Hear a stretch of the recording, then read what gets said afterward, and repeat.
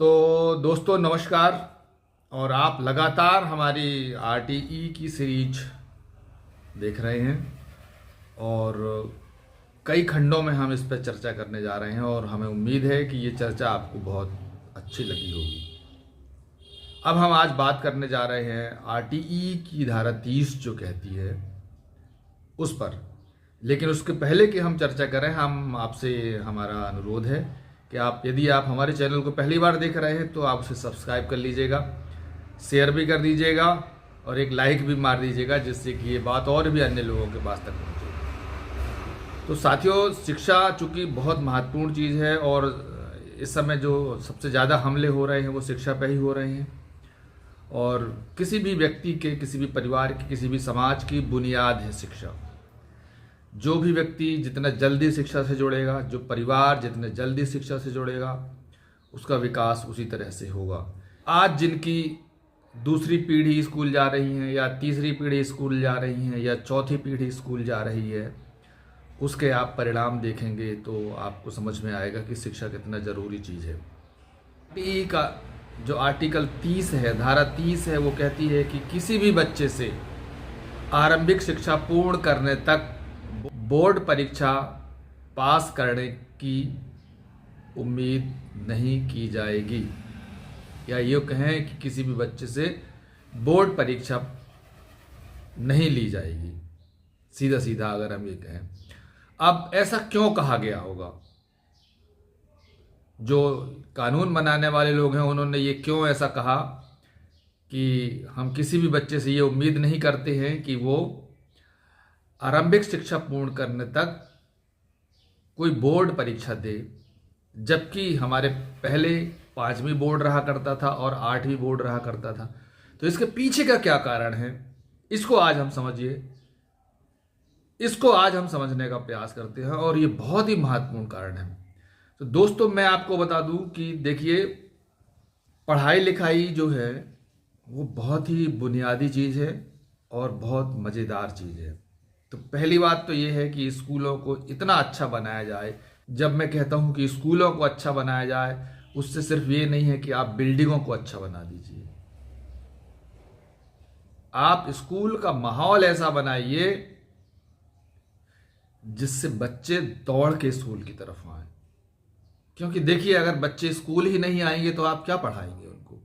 आप कैसे उनको, आप जो चीज़ें बताने वाली हैं, आप उनको कैसे उनको बता पाएंगे? और स्कूल आना तभी बच्चों का संभव है जब स्कूल का माहौल बहुत शानदार बनेगा, जहाँ पे शिक्षक जो है बच्चों के साथ दोस्ताना व्यवहार करेंगे। अभी हमारे यहाँ पे जो शिक्षकों का रोल है वो उतना दोस्ताना नहीं है जितना दुनिया के अन्य देशों में बच्चों के साथ शिक्षक दोस्ताना माहौल रखती हैं या रखता है। तो हमें इसीलिए लगातार अपने शिक्षकों को प्रशिक्षण देना होगा, लगातार अपने शिक्षकों को ये बात बतानी होगी कि शिक्षक को अपनी क्लास में इतना घुल मिल जाना चाहिए कि बच्चे उससे ये ना समझ पाए कि शिक्षक हमसे बहुत बड़ा है, शिक्षक हमसे ज़्यादा जानता है। उसको लगे कि शिक्षक भी हमारे ही जैसे है और हमारे बराबर ही है और हम बेहिचक शिक्षक से बात कर सकती हैं। जो चीज़ हमसे नहीं बनती है वो हम तुरंत शिक्षक से पूछें। अभी माहौल ये है, बच्चों के अंदर डर लगता रहता है कि हम ये पूछते हैं तो शिक्षक कहीं मार ना दे, हम ये पूछते हैं तो शिक्षक कहीं बेइज्जत ना कर दे, हम ये पूछते हैं तो कहीं हमारी मजाक ना उड़ाई जाए। और इस डर की वजह से बच्चे अपने आप को बंद कर लेते हैं और वो जो उनका संवाद वाला जो नज़रिया है वो बंद हो जाता है। और यदि एक बार संवाद का नज़रिया बंद हो गया तो ज़िंदगी भर फिर वो उसके अंदर पनपता रहता है कि वो एक डर की तौर पे बैठ जाता है कि हम इससे बात करेंगे तो हमारी कहीं कोई मजाक ना उड़ा ले, हम इससे बात करेंगे तो कहीं कोई ये हमको डांट ना दे, हम इससे बात करेंगे तो कहीं ये बुरा ना मान जाए। तो इस तरह का माहौल अपने स्कूल को बनाना चाहिए। तो जब हम बोर्ड परीक्षा की बात करते हैं तो बोर्ड परीक्षा को अगर हम बहुत गौर से समझें तो बोर्ड परीक्षा जो है वो एक तरीके का औपनिवेशिकवाद को याद दिलाता है। औपनिवेशिकवाद का मतलब है कि जब हमारे यहाँ अंग्रेज़ों का राज था तो अंग्रेज हम पे विश्वास नहीं करते थे, अंग्रेज हमारे शिक्षकों पे विश्वास नहीं करते थे। तो वो क्या करते थे, वो अलग तरीके से अपना एग्ज़ाम की व्यवस्था करते थे और वही वो अपने लोगों के द्वारा सेट करते थे पेपर और वो भेजते थे कि हम पे शिक्षकों पे भरोसा नहीं है। अब उपनिवेश से हम मुक्ति पा चुके हैं, लेकिन दिमागी तौर पे अभी हम उपनिवेशवाद हमारे दिमागों में भरा हुआ है। अब हम स्वतंत्र देश के नागरिक हैं और हमें अपने शिक्षकों पर भरोसा करना ही पड़ेगा। किसी भी बच्चे को उसके क्लास टीचर से ज़्यादा और कोई नहीं जान सकता। बच्चे को सबसे ज़्यादा जानते हैं तो उसके माता पिता या फिर एक शिक्षक जान पाता है, और कई पहलुओं में तो माता पिता से भी ज़्यादा शिक्षक चीज़ों को जान जाता है, क्योंकि माता पिता कई बार जो है वो उतने पढ़े लिखे नहीं होते हैं, माता पिता की परिस्थितियां ऐसी नहीं होती हैं, और वो जो शिक्षक है वो पढ़ा लिखा भी होता है और उसकी परिस्थितियां भी अच्छी होती हैं। इसलिए शिक्षक की भूमिका बहुत ही महत्वपूर्ण है स्कूल में। और बोर्ड परीक्षा शिक्षक पे भरोसा नहीं करती है, वो कहती है कि हम आप पे भरोसा नहीं करते, इसलिए सवाल कोई और बनाता है, पेपर कहीं छपते हैं और एक लिफाफे में बंद होके, पेटी में बंद होके बहुत सुरक्षा से पेपर स्कूल भेजे जाते हैं। और यहाँ फिर भी शिक्षक पे भरोसा नहीं किया जाता, तो यहाँ पे बच्चों के सामने पेपर खुलवाए जाते हैं और उसमें साइन किए करवाए जाते हैं कि हमारे सामने खुला, और तुरंत वो परीक्षा लेने के बाद वो पेपर फिर से उसी लिफाफे में बंद होके और फिर चले जाते हैं। तो जिसने वो व्यक्ति उन पेपरों को वो व्यक्ति जांचता है जिसने कभी उन बच्चों के बारे में ना उन बच्चों को देखा, ना उन बच्चों को समझा, उन बच्चों के बारे में वो कुछ नहीं जानता। जो पेपर जांचता है वो सिर्फ जो कॉपी में लिखा है, उसकी जो आंसर सीट में लिखा है, वो उसको पढ़ के बच्चे का पूरा मूल्यांकन करता है, जो कि गलत है। शिक्षा सिर्फ ये नहीं है कि जो कॉपी में लिखा है उसके आधार पर बच्चे का पूरा मूल्यांकन कर लिया जाए। आप कैसे अंदाजा लगाएंगे किसी बच्चे का व्यवहार कैसा है? आप कैसे अंदाजा लगाएंगे बच्चे का गुण कैसा है? आप कैसे अंदाजा लगाएंगे कि बच्चा अपने दोस्तों के साथ कैसा बिहेवियर करता है? आप कैसे अंदाजा लगाएंगे कि बच्चे का जो है वो संवाद कैसे करता है?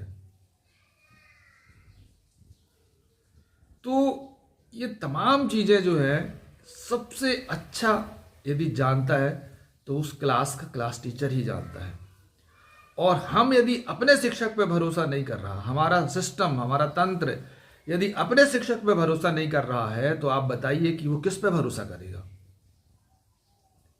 तो इसीलिए पहली बार इसमें यह कहा गया कि आरंभिक कक्षा पूर्ण करने तक कोई भी बोर्ड परीक्षा बच्चे से उत्तीर्ण नहीं कराई जाएगी।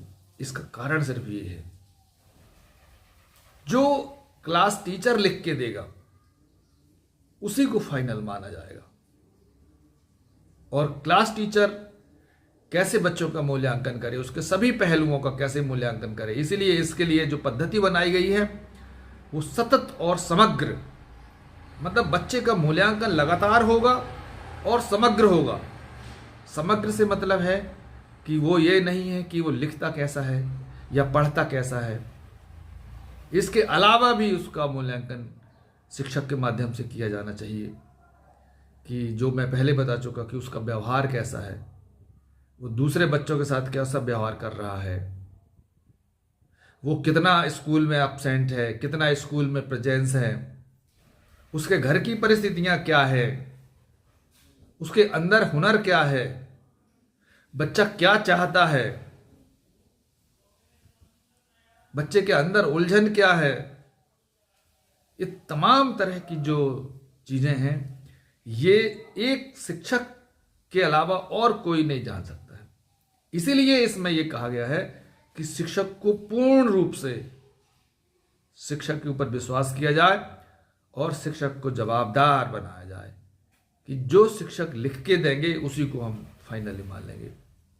कई ऐसे हैं, साल भर बहुत अच्छा बच्चे ने पढ़ाई की, बहुत अच्छा तैयारी की, उसका सब कुछ बहुत अच्छा रहा है, लेकिन एग्ज़ाम के समय उसके घर में कोई घटना घट गई, या एग्ज़ाम के समय उसके हाथ में कोई चोट लग गई, या एग्ज़ाम के समय उसे कोई बीमारी लग गई, और जिसकी वजह से वो सब जो चीज़ें जानता है, जो सब चीज़ें वो कर रहा था साल भर, वो परीक्षा में नहीं कर पाया, तो उसका मूल्यांकन आप कैसे करोगे? तो ये दोनों तरीके से, एक तो ये है कि बच्चे को जानना बेहद जरूरी है जो परीक्षा में प्रमाण पत्र के तौर पर शिक्षक देगा। दूसरा ये है कि हम उस शिक्षक पर क्यों ना विश्वास करें जो शिक्षक साल भर तक बच्चों को पढ़ा रहा है। उस पर संदेह करना ये कोई कारण नहीं बनता है।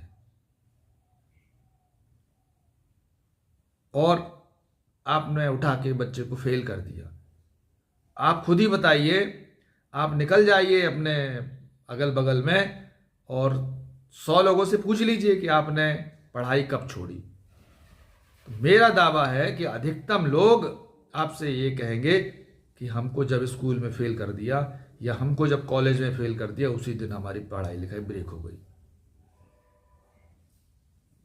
तो एक तरीके से हम ये भी कह सकते हैं कि परीक्षा में फेल करने का मतलब है बच्चे को स्कूली सिस्टम से, बच्चे को एजुकेशन सिस्टम से बाहर करना। कितने बच्चे हैं जो फेल करने के बाद दोबारा हिम्मत कर पाते हैं कि वो फिर से स्कूल आना है, मेरे को मनोबल है उनका टूट जाता है, और जब वो स्कूल ही नहीं आएगा तो फिर आगे की पढ़ाई कैसे कर पाएगा। इसीलिए इसमें सतत और समग्र मूल्यांकन की व्यवस्था की गई है कि कोई बात नहीं है, अगर बच्चा 5वीं क्लास में कोई चीज़ नहीं समझ पाया, उसके अभी दिमाग में वो हिस्सा डेवलप नहीं हो पाया कि उसके गणित का जो भिन्न है उसको ठीक से समझ पाए, तो उसे 6वीं क्लास में जब वो शिक्षक उसका मूल्यांकन करेगा तो उसमें वो टिप्पणी के तौर पर लिख भी सकता है कि मैंने इस बच्चे में साल भर का देखा, समझा, और मुझे लगा है कि इस बच्चे में अभी भिन्न की उतनी अच्छी समझ नहीं बनी है जितनी अच्छी होना चाहिए, लेकिन ये अब 5वीं पास कर गया है, तो अगली कक्षा में जो डायरी उसकी पहुंचेगी बच्चे की, और उसको जब स्टडी करेगा वहाँ 6th क्लास का टीचर, तो वो देखेगा कि इसको अभी भिन्न की प्रॉब्लम है, तो वो उसको कंप्लीट भी करेगा। और वो बच्चा सोचेगा कि हम 6वीं क्लास का जो कोर्स है उसके साथ साथ जो भिन्न करने की विधि छूट गई थी उसकी हम रिकवरी करेंगे। तब बच्चे बहुत अच्छे से सीखेंगे, तब बच्चे बहुत अच्छे से बढ़ेंगे।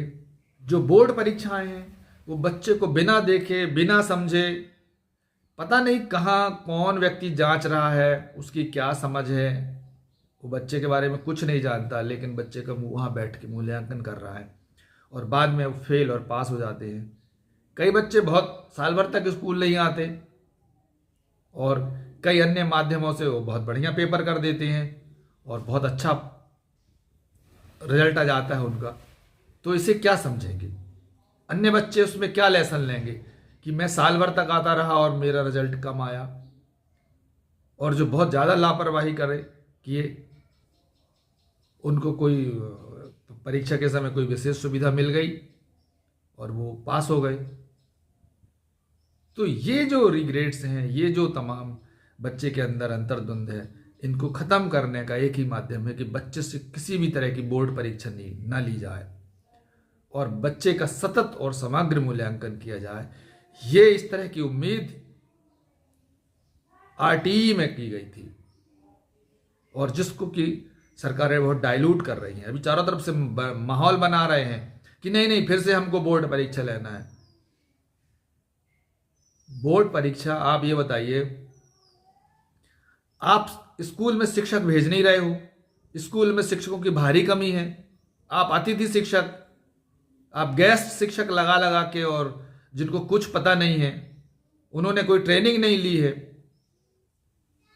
वो बाल मनोविज्ञान के बारे में कुछ नहीं जानते, वो जो एजुकेशन साइकोलॉजी है उसके बारे में भी नहीं जानते, आप उससे बच्चों को पढ़वा रहे हो। ये क्या, किस तरीके का? आरटी इसलिए मना करती है, और उसने कहा है कि 3 साल के अंदर सभी शिक्षकों की भर्ती की जाएगी, पर सरकार इतनी लापरवाह है कि सरकार ध्यान नहीं दे रही है। स्कूलों में शिक्षकों की कमी है, और उसका पनिशमेंट किसको मिल रहा है? फेल कर देते हैं बच्चों को। भाई जब शिक्षक ही नहीं है तो आप ये बताइए कि बच्चे कैसे सीखेंगे? बच्चों को कौन पढ़ाएगा? लेकिन जब रिजल्ट आता है तो पास और फेल शिक्षक थोड़ी होते हैं, पास और फेल तो बच्चे होते हैं। आपने सारा का सारा दोषारोपण बच्चे पे कर दिया कि बच्चा नहीं पढ़ा। जब आपके पास शिक्षक नहीं है, आपको समय से आपने किताबें नहीं भेजी हैं, आपने स्कूल का माहौल नहीं बनाया है, आपने शिक्षण सामग्री की व्यवस्था नहीं करी है, और आपने मार्कशीट में लिख दिया कि बच्चे का परफॉर्मेंस अच्छा नहीं था और वो फेल हो गया, तो ये तो नाइंसाफी है ना।